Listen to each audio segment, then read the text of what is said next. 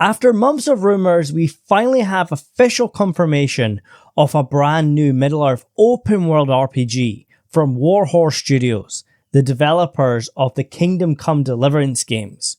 This feels like a match made in heaven. Lord of the Rings meets an immersive open world, a strong focus on character, story, and player choice. Imagine playing as either an elf from Rivendell, a man of Gondor, a dwarf of the Lonely Mountain, or even a hobbit of the Shire, and traversing all the iconic locations from Tolkien's Middle-earth, from the Grey Havens to Mount Doom, and even further afield. This could be the Middle-earth game we've all been waiting for, a game to rival some of the best open-world experiences, such as The Witcher 3, The Elder Scrolls, Elden Ring, or Red Dead Redemption 2. The Batman Arkham games and Hogwarts Legacy have become the benchmark for what a big budget licensed game could be. And even though there have been many Lord of the Rings video games over the years, the franchise has been severely mismanaged. Amazon are also working on a new Middle-earth game. They recently cancelled their Lord of the Rings MMO, but still have plans to develop other games. Whether that's an open world game or something else entirely, I don't know. There is plenty of room for multiple games from different developers, but right now, I'm more excited for Warhorse's game than Amazon's project. I grew up playing the movie tie-in games. Two Towers was groundbreaking, Return of the King is still the GOAT, and even when the movies concluded, they released pretty good games, such as The Third Age, Battle for Middle-earth 1 and 2, the LEGO games, and of course Shadow of Mordor and Shadow of War. Lord of the Rings Conquest had so much potential, and Lord of the Rings Online still has a dedicated player base. But for every hit, there have been far too many misses.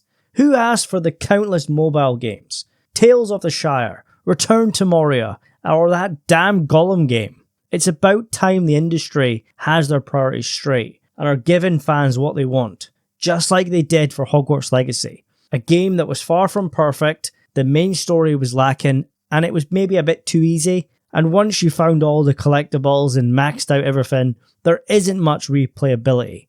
Even being sorted into different houses doesn't change the experience enough, and it is missing a new Game Plus mode.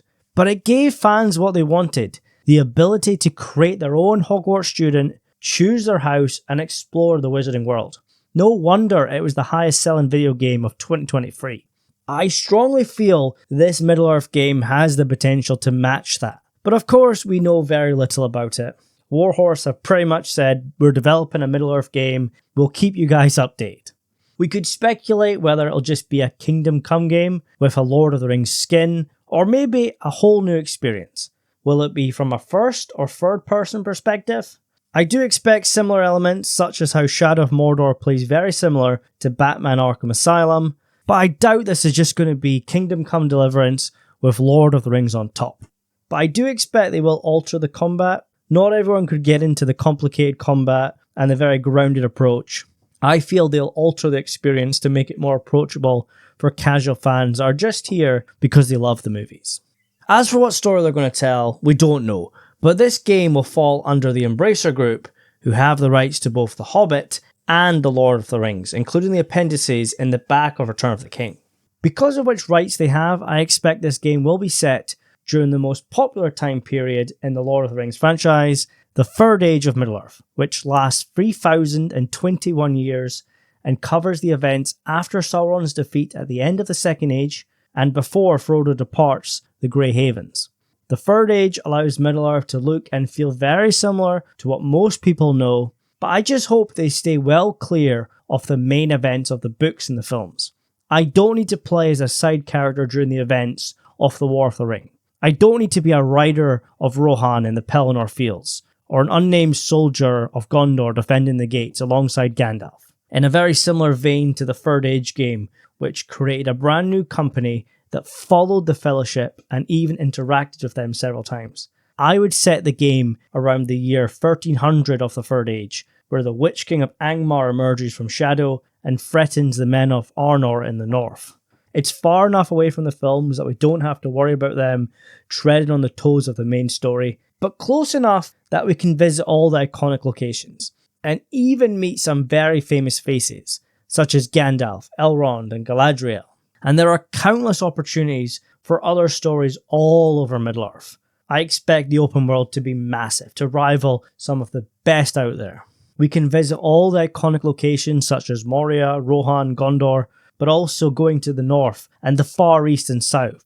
I imagine they will follow the look and feel of the films, but there will be a lot of room for creative freedom.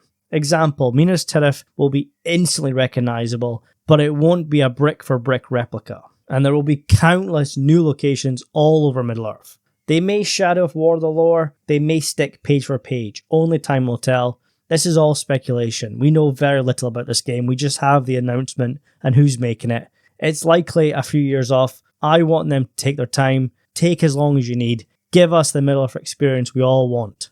And once they're done with this, I would love Warhorse to tackle Game of Thrones and A Song of Ice and Fire. That feels even more natural than a Middle-earth game, in my opinion. But unlike The Lord of the Rings, A Song of Ice and Fire hasn't blown anyone away with their game catalogue. The Telltale game was decent, but that's about it. Every time they announce a new game and its cinematic trailer looks promising, the characters even have their likeness from the show, and sometimes are voiced by the cast, it's in the small print, or is later revealed that it's just a mobile game and it looks nothing like what they showed off. I remember a couple years ago, there was a game set in the north at the wall where you played as this guy, brand new character and all that, but it featured Kit Harington as Jon Snow and it looked promising.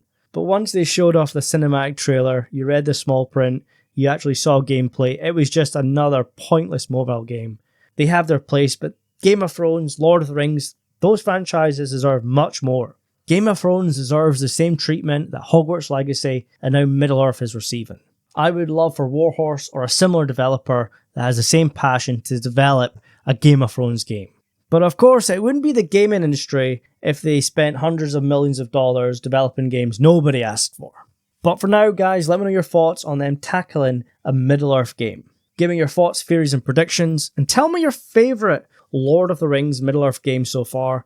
For me, Return of the King is still the best, but Battle for Middle-earth 2 is not far behind, especially when you can mod it out. I play a couple mods on that game, the Rise of the Witch King version, and it is top tier. And I'm also a big fan of LEGO Lord of the Rings and The Hobbit. I just wish they continued the LEGO Hobbit game with the third movie, and I just wish they would remaster LEGO Lord of the Rings and make it available on PS5. I have it for PS3, but I just wish it was up there with the modern consoles. And I would love them to remaster Two Towers and Return of the King from the PS2 era, make it one big game with all three movies, but that's doubtful. I think there's licensing issues and all that. But no matter what, very excited for this new Warhorse game. It's on my radar. Hopefully everything goes well and it's a day one purchase for me. Anyways guys, thanks for watching, take care, and I'll see you soon.